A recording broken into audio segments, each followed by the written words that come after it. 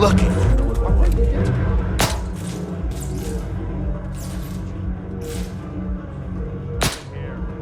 Let's see who's got the bigger gun, mother...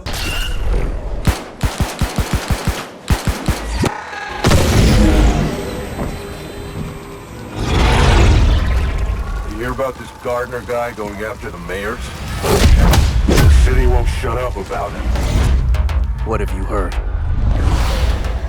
Nobody sees him go in.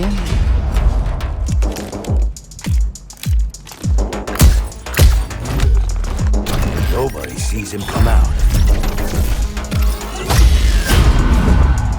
Good with his hands. Light on his feet. Dynamite with vacuum cleaners.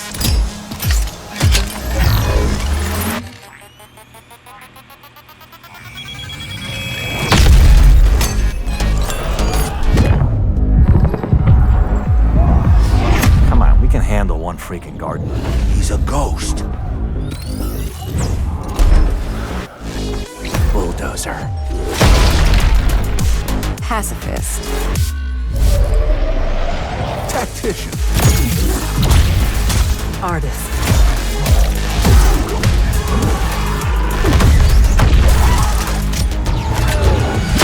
A lot of stories about how you operate, Gardener. Are they all true?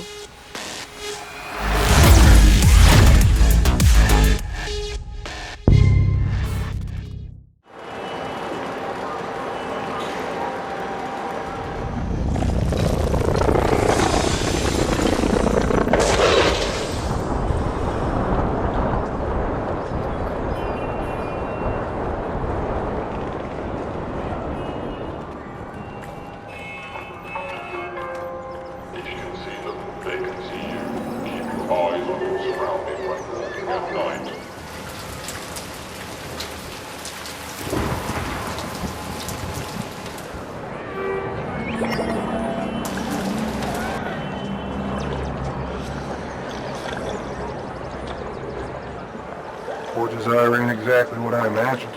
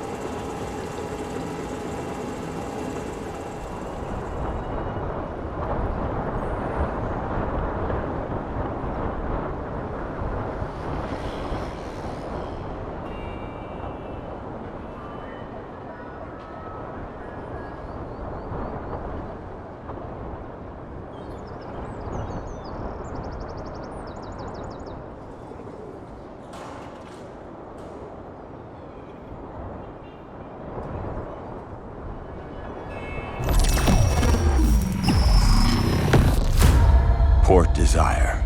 A city that don't belong to anyone, but everyone wants a piece. No laws, no oversight. Just the jungle creeping back in. Both the vines and the people. The mayor stepped in where the government couldn't. Said the city needed order, and they'd be the ones to bring it.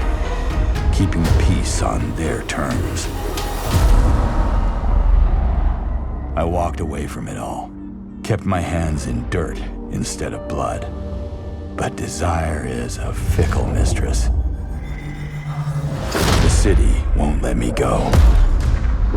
It won't forget my name. I asked for nothing, and they still came and took everything. The mayors and anyone that stands in my way, every last one of them. They're gonna learn something real simple.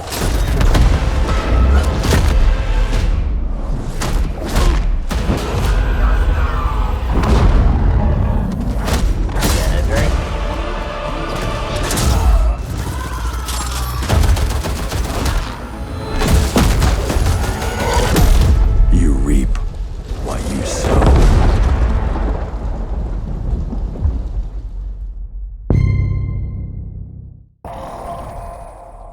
The only reason Neon Giant exists today is because something like it didn't at the time. And we never really set out to run a business or to create a studio. That was never the dream or the ambition. We just had a very particular picture in mind of how we wanted to make games. And the only way to achieve that was to create it.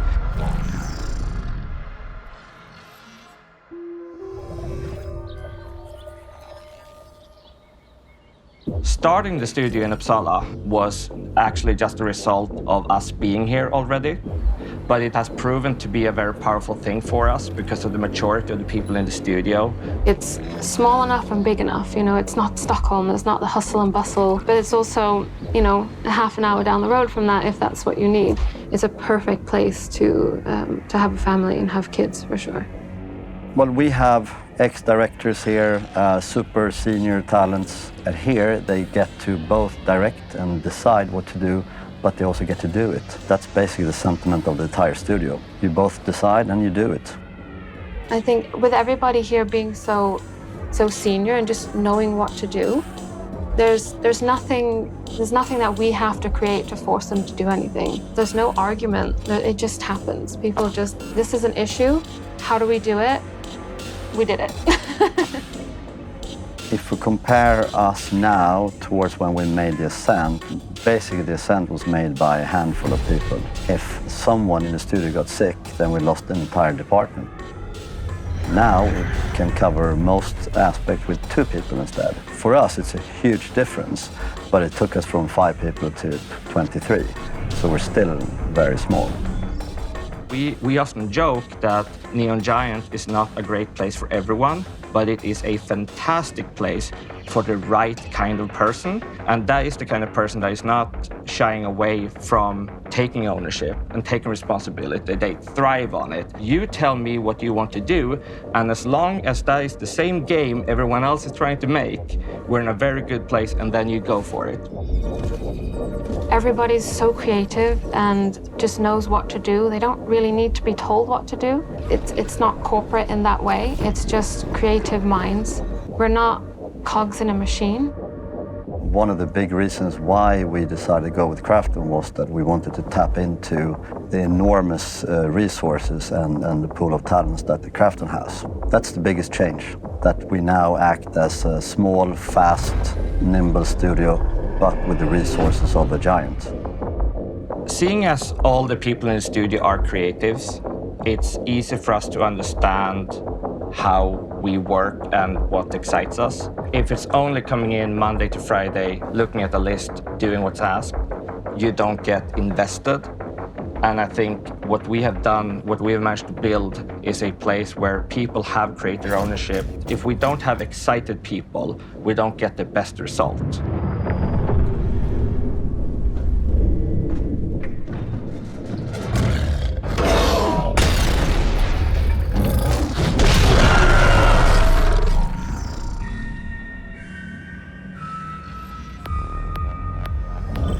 Ascent, it was a very ambitious game. It took a lot of risk and really pushed every boundaries. And in the end, it worked out really well. It was a huge success for the studio.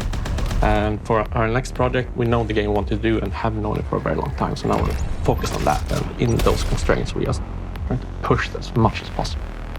Every time we approach like a new feature, a new workflow, we try to push it a little bit further, a little bit more effective, a little more faster than what we have previously done. That's our starting point, basically, every time we approach a new feature. When it comes to experimentation, I feel like we are very open, and that's one of the things that makes me really love this studio. It's very exciting to be able to say, I want to test this, and the company actually listens to it and tries and accommodates that.